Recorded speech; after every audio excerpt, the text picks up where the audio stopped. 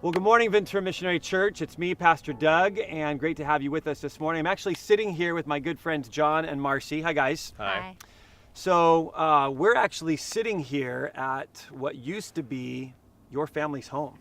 And I know it's tough for you guys to be up here, and Marci, particularly for you, because in addition to living here with your family for 10 years, this house was in your family for literally decades. Yeah, so John and I bought this house about 10 years ago, but before that, my grandma and grandpa bought it in 58.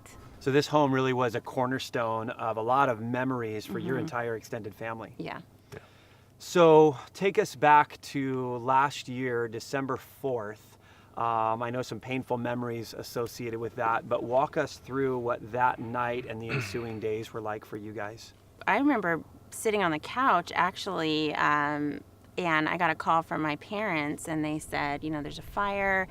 And so they actually evacuated to our house. Within minutes, the power went out, pitch black, and I remember hearing police officers with bullhorns, evacuate, get out now, get out now. Our daughter was at school. She was at Westmont, totally concerned, had no power, no way of communicating with us. Drew was with us. He got in his car. We each got in a car, and we got out. But really, from the time that the power went out to the time we were out the driveway was 7 minutes. So you evacuated with a handful of things in the car. Where did you go? We went down to a friend's house that lives below the college and continued to watch the fire burn and not sleep. And then eventually we were evacuated from that home.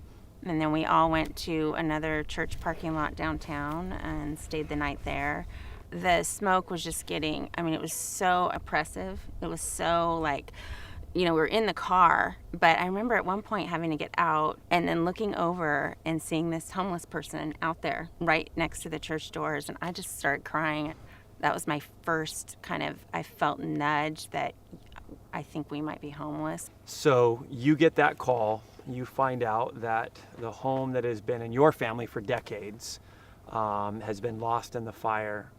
What do you even do? What are you thinking? What do you do next? My first thing was, we got to get there. You don't believe it until you see it. Sure. And so I wanted confirmation. And then I got a phone call, and it was from Drew. And I picked up the phone call, and he was crying. And I knew that was confirmation. Immediately, we got an outpouring of love and tangible love. Like, we got shoes, clothing, gift cards. It's hard, I think, as Christians.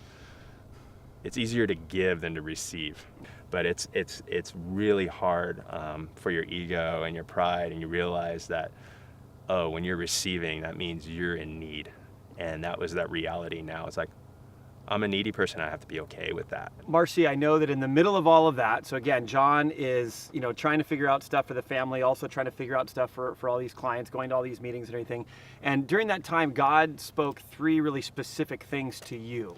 Yeah, I remember being in the parking lot, just overwhelmed, thinking, how are we ever going to recover from this? How are the kids going to be okay? What do we do? It was just so overwhelming. And the Lord spoke right to my heart, and he said, you're going to walk through this in grace with compassion for others, and I'm going to be with you. Wow. And I was like, okay. Let me ask you this last question. In those first few weeks, where was God in all of that for you?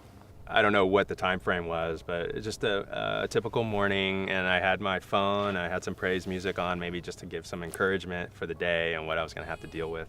And this song starts, and it's got a very somber piano beginning, and it's pretty long. And I get, at least subconsciously, I'm connecting with it, going, this is exactly how I feel. And I couldn't get enough of that song, and I just listened to it all day. But that's when the waterworks started, and I cried and I grieved. But it was a good grieving. It was good because the weight was still there. It wasn't heavy anymore because I knew that God was with me. And that's kind of when I was able to say with Marci is like, hey, maybe I text her or something, but I'm like, we're going to be okay.